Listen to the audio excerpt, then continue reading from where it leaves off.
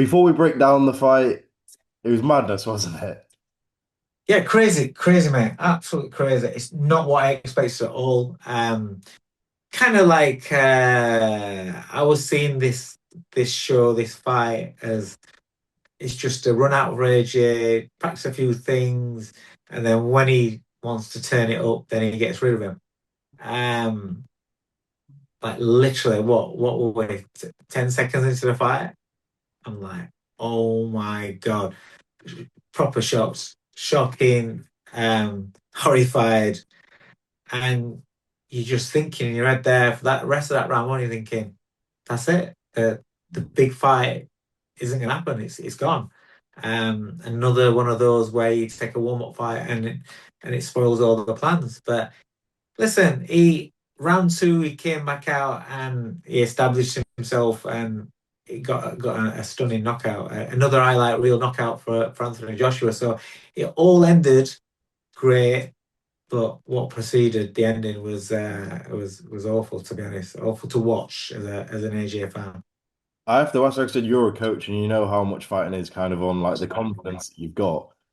To you, walking away from that fight, do you think Anthony Joshua will be happy in the fact the knockout power's there, I can do it in one punch? Or do you think he'll walk away happy with that fight, or will he have worries? What do you think with that? He seemed happy after the fight, Mm. didn't he, in the ring? And but there's a lot of emotion in there. I don't. I think this fight was bigger than about the result and the Mm. performance. I think it was a lot, obviously, with what he's gone through in life. I think he needed the fight. He needed the training, the day-to-day structure to progress his life and to get over what he's been through. Um, he's lost his two best friends, his brothers that he classes them as, people that are around him all the time, around him on fight night. So for him to grieve and to get through, he's not. I don't think when you throw yourself into something, I don't think you have time to grieve properly. Mm. Um, but you kind of like the routine of a boxer's life helps you focus and keep focus on going forward. So I believe he needed it, and I think that just the disregard of what happened in the first round and just the joy of what happened in the second and getting through it and the culmination of training and everything. I think that's why we saw such a happy Anthony Joshua at the end of it all. To be honest, in terms of does he look at it and does it damage his confidence? Um, I I don't know because it's happened to him before. He's been dropped before. He's been knocked out before, and he keeps putting himself back in that situations. I liked how he answered the question of, "Have I still got the dog in me? Do I still want this?" Because when you're getting bashed around in that first round, that question is in your head. And he Mm. answered it emphatically. He established his jab and he was aggressive in that second round, and then the finishing was brilliant. I want to ask you, I imagine you'll give the majority of the credit to Anthony Joshua, but when you get knocked down twice in such a high stakes fight and you go and you've got that 1 minute in the corner, can you talk me through that minute as a corner team, how stressful that is and how hard it is to really bring your fighter back in the way AJ did on the night? Well, it's not a case of being it. If you're calm, it's not stressful. Mm. It's a stressful situation, but you can't project that stress and panic and energy onto your fighter. You've got to remain calm and you've got to be. Um, First, you've got to know that your fighter can comprehend what you're speaking. Mm. Um, and once you know that, then you just got to be just to the point and selective about his choice of words. Whether it's it depends on the individual. Whether it's a motivational thing, whether it's reminding them what they've got to do, or in that case, got to get him through it, get it through the danger period, and then get back to work. But the most important thing is make the defensive refinements so you don't get it again because you're still wobbly, still in bad shape in terms of taking the shot. You can't afford to get hit again because the next time you might not be able to get up. I don't know if you've seen this, and my job isn't to give my opinion, so I'm just going to read you Simon Jordan's tweet word for word, and just if you give your thoughts. He said, "I'm not having that Anthony Joshua fight. He was dropped twice, and that sets the tempo. How is that? Prenga totally different in the second round. Something not quite right about that fight. It's all designed to rinse the maximum amount of money. So I think he's implying, I don't know what he's implying, that maybe Kristian Prenga had a reason to fight differently in the second round. Do you read anything into that? Yeah, listen, let me explain something about boxing when you've never been punched in the face, especially hard by somebody, regardless of whether they're wobbling all over or they can, or they've not got much punch resistance about them. If you get hit hard, it makes you think twice about going back in. Hmm. Facts, facts. It's not the first time we've seen it. So I've seen a couple of people say, "Oh, it's a fix, it's a fix, it's a fix."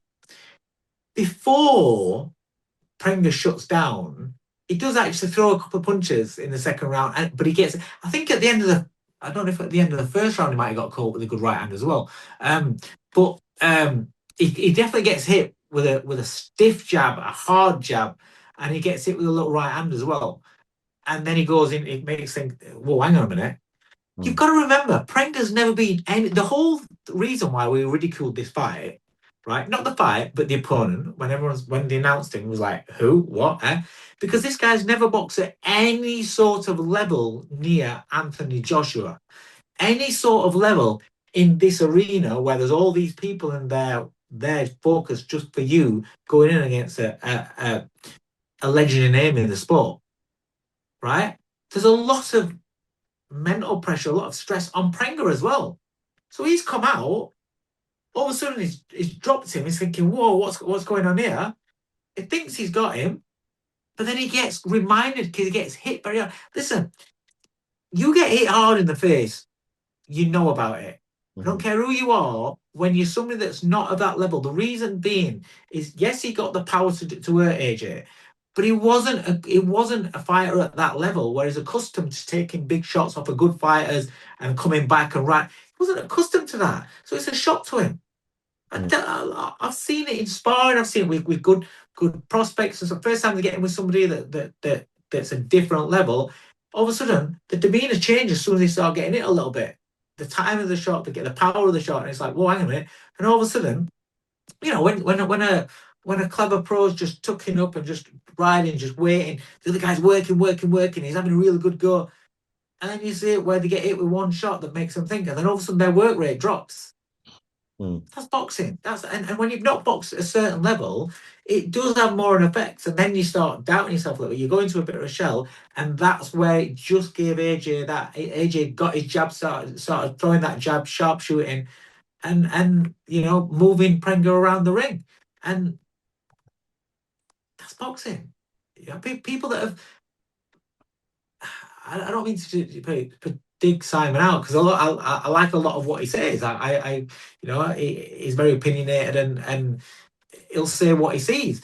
And he's seeing that and he's thinking that. But what I'm saying is, there is more to boxing than just, oh, I'm on top, so I'm going to stay on top. Mhm. You can, just like, where I'm going to say now, the right uppercut that Prenga hits AJ with didn't seem that hard a shot. But you saw the effect, right? Yeah. You saw the effect. He goes down, he gets up, his legs are all over the place, his legs are wooden, right? But it didn't seem a harder shot. But AJ is accustomed to getting hit by good quality fighters that can punch for a numerous amount of years throughout his career, right? Prenga's not used to getting hit. Not by good fighters. Not by fighters who can punch like that. And when he got hit, it had an effect on him. Psychological effect. Put him in a box. Put him in a bit of a negative state. That allowed AJ then to turn the pressure up. That's boxing. That happens like quite regularly. So for Simon or anybody else that's insinuating that people want to see they want to make drama out of something that's not there. It's like me. I put a tweet. It's my opinion. I put a tweet out that I felt AJ, in terms of where he was, he looked shot to bits. Mhm. It's just, that's what I'm seeing. It's what I'm interpreting. Simon Jordan's interpreting what he's seen, what it is. But what I'm saying is, I'm giving you a reason why Prenga may be doing that, because it happens in boxing. So every fight is the same. So a fight is on top, and as soon as the other one gets hit, then it falls apart. That's it. No. You've actually answered my question, my next one perfectly. I don't know if you watched the Tyson Fury fight, if you've seen clips of it, but after that, The clips. Eddie Hearn came out and said Tyson Fury shot to bits. And then obviously we see Anthony Joshua last night. I mean, just when you look at both fighters, what do they have left? Who might have more left from what we've seen in the past 48 hours? Listen, that's exactly where we are with this fight. It's I said the same about Khan versus Brook. It's all about who has got more left at this stage Hmm. when they get in that ring. Who's got what left? And that's what this fight is. You know, the thing that still makes this intriguing, despite AJ's performance last night, it showed you that AJ still got that Mhm. desire to come through the fire and to let go of bombs. We've always said, you know, AJ, they went through a phase where he didn't seem to be letting go of his punches. Well, last night he did, you know, so he still got that. And Fury doesn't look like he's got the legs that he used to have. So if AJ hits Fury with those kind of shots, he can knock him out. Hmm. But Fury looks Fury didn't, but in the clips that I've seen, Fury didn't look so great against Marius back, and he's awful. You know, I mean, he's surely not far off my age, and he's been beat by everybody, and I think he's on a run of about 2 wins in his last 10 or something like that. Yep. Yeah. So that was just a